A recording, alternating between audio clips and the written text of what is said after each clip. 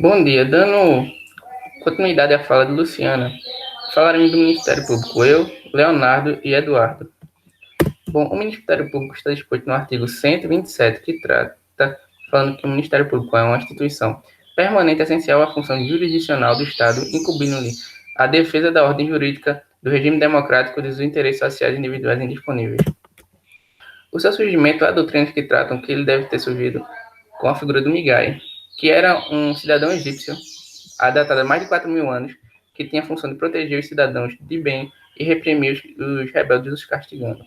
Há também doutrinas que evidenciam que pode ter surgido a figura do MP na Antiguidade Clássica, na Idade Média, com o direito canônico, mas a doutrina que mais é consolidada é que ela surgiu com os procuradores do rei durante a Revolução Francesa, no período da Revolução Francesa, mas foi mais consolidada com a figura do que é o MP hoje, com os textos napoleônicos. Para o direito brasileiro, o MP teve muita influência do direito português, com as ordenações afonsinas, manuelinas e filipinas, que datavam de um indivíduo chamado procurador do feito da coroa, que era um defensor da coroa, e também o promotor de justiça, que era um fiscal da lei e que tinha incumbência de propor acusação criminal, e também do procurador da fazenda, que era um defensor do fisco. Havia também a data do Tribunal de Relações da Bahia, que era a primeira legislação a abordar a função do Ministério Público. E também, em 1832, havia, no Código Processual do Império, iniciou-se a sistematização das ações do Ministério Público. E com a Lei Federal número 1341 de 1951, houve a criação do Ministério Público da União e também a sua ramificação. E o Ministério Público da União, por meio dessa lei federal, pertence ao Poder Executivo. Em 1985, havia a lei número 7.347, que colocou o MP como tutelador dos interesses difusos e coletivos. Agora vamos fazer uma análise mediante as constituições brasileiras.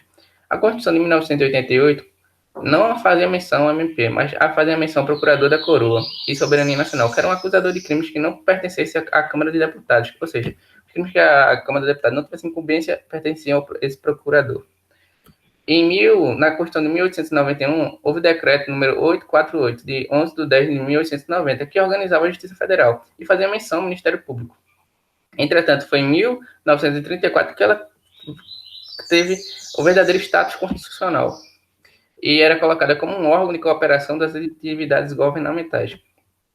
Mais adiante, em 1937, com a ditadura de Getúlio Vargas, o tratamento foi esparso e vago sobre o MP na Constituição. Ela tratava apenas do PGR, do Procurador-Geral da República, que era o chefe do Ministério Público Federal, entretanto com vinculação ao STF. Em 1946, já nessa Constituição, o MP ganha um destaque especial, pois ele era disciplinado em título especial e sem vinculação a nenhum poder. E em 1967 houve uma réplica na situação do MP.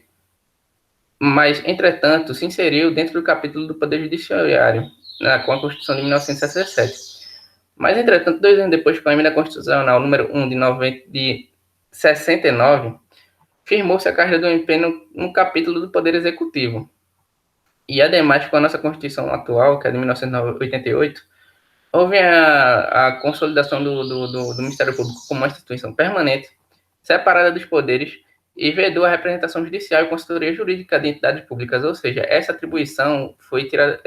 O MP não poderia mais fazer representação judicial nem consultoria jurídica para entidades públicas. E a incumbência ficou para a advocacia pública. E voltando para o artigo 127, que fala que o Ministério Público é uma instituição permanente, é essencial a função jurisdicional do Estado, incumbindo a defesa da ordem jurídica e do regime democrático. Ou seja, o MP é um ferrenho defensor do Estado Democrático de Direito, da figura do Estado de Direito democrático e da ordem jurídica. E dos interesses sociais, ou seja, todos os interesses que interessam à sociedade, sejam interesses difusos, que são direitos que estão espalhados pela sociedade, que a gente não vê um grupo coletivo que se beneficia apenas desses direitos, ou coletivos, como, por exemplo, direitos indígenas, que são direitos coletivos, e direitos difusos seriam direitos, por exemplo, o direito ao meio ambiente equilibrado. E direitos individuais indisponíveis, ou seja, ele é um ferrenho defensor dos direitos individuais que não podem ser dispostos, como, por exemplo, direitos fundamentais, direitos inerentes à pessoa humana. como, por exemplo, o direito à vida, né? Que é um direito que não pode se dispor. E o MP vai ter participação nesses casos, ou como acusador do Poder Judiciário, participando com promotores, ou como fiscalizador da lei. Assim, olhando o processo e emitindo pareceres. E agora vamos falar da organização. O Ministério Público é dividido em Ministério Público da União e Ministério Público dos Estados. O Ministério Público da União pode ser dividido em Ministério Público Federal, Público do Trabalho, Ministério Público Militar, Ministério Público do Distrito Federal e dos Territórios. E o Ministério Público dos Estados é o Ministério Público que está instituído em cada estado e tem como procurador-geral, que seria o chefe do Ministério Público, o Procurador-Geral de Justiça de cada estado, que é instituído, que é nomeado pelo governador em lista tríplice de agentes de carreira do Ministério Público do Estado. E tem um mandato de 2 anos que pode ser, que admite uma recondução. E o Ministério Público da União é encabeçado pelo Procurador-Geral da República, que também é o chefe do Ministério Público Federal e chefe do Ministério Público Eleitoral. Ele é nomeado pelo presidente e, após nomeação, ele é incumbido de nomear os procuradores do Ministério Público do Trabalho, Ministério Público Militar e Ministério Público do Distrito Federal e Territórios. Bom, os princípios que regem o Ministério Público está disposto no artigo 121, parágrafo 1º, que fala, são princípios institucionais do Ministério Público, a unidade, a indivisibilidade e a independência funcional. A unidade é que o Ministério Público é visto como um só, como uma unidade. Mas essa unidade, entretanto, é vista entre os órgãos do Ministério Público, ou seja, o Ministério Público do Trabalho é visto como uma unidade só. E o Ministério Público Federal também é visto como uma unidade. Entretanto, essa unidade não é entre eles, tipo, não há unidade entre o Ministério Público do Trabalho e o Ministério Público Federal, mas sim entre cada um deles apenas separados. A indivisibilidade que trata que estamos no processo e um membro do Ministério Público um promotor do Ministério Público é trocado por outro. Não vai haver prejuízo, em teoria, com essa troca, porque cada membro do Ministério Público litiga em nome do Ministério Público e não em nome de si. Ou seja, de qualquer jeito, o Ministério Público vai estar lá atuando pela figura do promotor, mas continua sendo o Ministério Público, de qualquer jeito. Assim, não se fala em indivisibilidade, em teoria. Ou seja, pode se trocar que não vai haver prejuízo. Pode se trocar de membro do Ministério Público no julgamento e não vai haver prejuízo. Independência funcional, ou seja, os membros do Ministério Público, não há hierarquia funcional, há uma hierarquia administrativa apenas. Ou seja, nenhum membro se submete a outro. Tanto é que vendo um membro com uma capacidade hierárquica maior, ou seja, é apenas administrativa. Ele pode ir contra os pensamentos desse indivíduo, porque há essa independência funcional que é resguardada aos membros do Ministério Público. As garantias institucionais do Ministério Público estão dispostas no artigo 127 também, só que parágrafo 2º e parágrafo 3º. O parágrafo 2º fala: ao Ministério Público é assegurar a autonomia funcional administrativa, podendo observar o disposto no artigo 169, propondo ao Poder Legislativo a criação e extinção de seus cargos e serviços auxiliares, promovendo por concurso público provas de títulos, a política remuneratória, plano de carreira e a lei que disporará sobre sua organização. Ou seja, há 3 tipos de garantias institucionais, que é a funcional, a autonomia administrativa e a financeira, que é disposta no parágrafo 3º.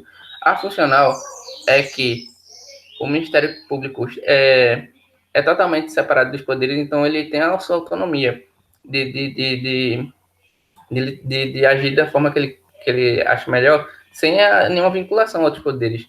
A autonomia administrativa fala justamente que o Ministério Público tem a sua capacidade de autogestão, ou seja, ele pode se autogerir, como fala no próprio texto do parágrafo 2º, que ele tem essa incumbência de auto-administração, ele mesmo se gere, se administra.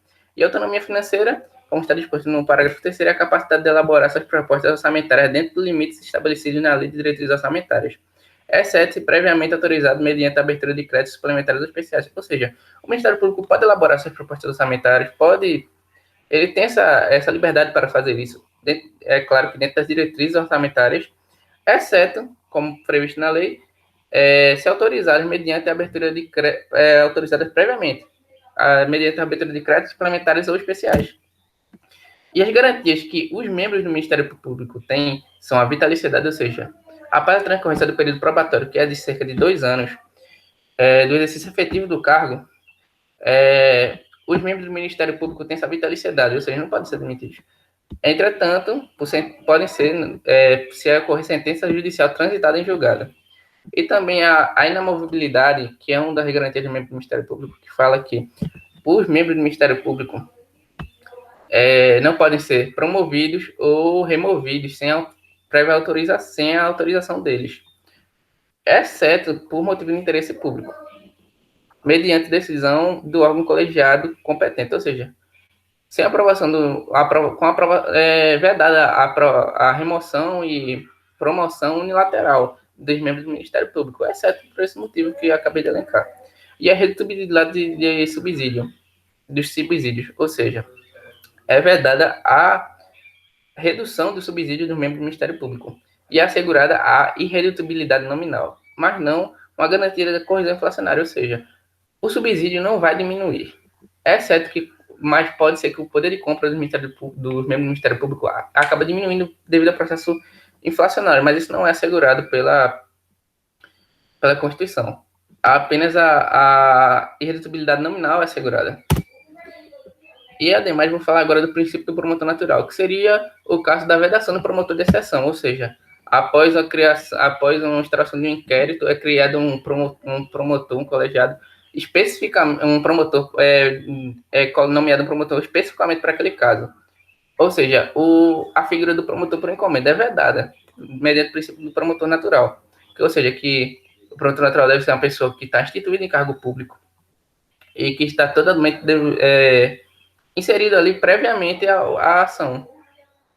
Entretanto, há exceções. No caso do promotor assistente, que está disposto no informativo do 690 do STJ, ou seja, quando cabível a entrada do membro do Ministério Público posterior ao processo, quando, no caso de um promotor ser chamado para assistir outro, e também é assegurado pela STJ a questão da equipe especializada de promotores, ou seja, após a feitura de inquérito, é criada uma equipe, um colegiado para tratar sobre essa tal ação. Como, por exemplo, a questão do Lava Jato, da ação do Lava Jato foi desse jeito. E também a indicação de promotor para atuar excepcionalmente em uma sessão do Tribunal de Júri de determinada comarca. Nesse caso, também é assegurado o caso de um promotor ser colocado posterior a um acontecido. E a questão do ingresso na carreira do MP é feito mediante concurso público de provas e títulos. Para ser membro do Ministério Público é passado por provas e títulos. É obrigatoriamente necessária a participação da OAB, com pena de nulidade dos atos posteriores. E é necessário que um indivíduo tenha bacharelado em Direito e aí, no mínimo, 3 anos de atividade jurídica no momento da inscrição definitiva. Ou seja, ele vai ser chamado para ele vai fazer a prova, vai fazer a segunda fase, e após essa segunda fase, normalmente é chamado para fazer a inscrição definitiva. Ou seja, nesse momento ele tem que ter 3 anos de atividade jurídica. E deve-se observar a ordem de classificação do cada indivíduo. E, para acabar agora, é elencado no artigo 129 as funções institucionais do Ministério Público. Entretanto, isso é um rol meramente exemplificativo. Ou seja, nas próprias leis complementares que falam do respectivo Ministério Público, é normal esse rol ser aumentado. Ou seja, é um rol meramente exemplificativo. E temos aqui como uma das características, um dos incisos, da parte normativa desse artigo mais importante é o artigo 1º, porque a incumbência privativa do Ministério Público promover a ação penal pública. E também a incumbência deles é pelo efetivo respeito aos poderes públicos de serviço e relevância pública, direitos assegurados nessa Constituição, promovendo a medida necessária para sua garantia. Todos esses direitos aqui, todos esses deveres são funções institucionais do Ministério Público. Entretanto, é apenas um rol exemplificativo, porque aqui apenas 9 incisos. Não teria como colocar toda a importância do Ministério Público, tudo que ele deveria agir apenas em 9 incisos e 5 parágrafos. Isso aqui é um rol meramente exemplificativo. E foi isso. Obrigado. Agora eu vou dar a palavra para Eduardo e posteriormente para Leonardo, para eles darem continuidade a falar sobre o Ministério Público. Obrigado.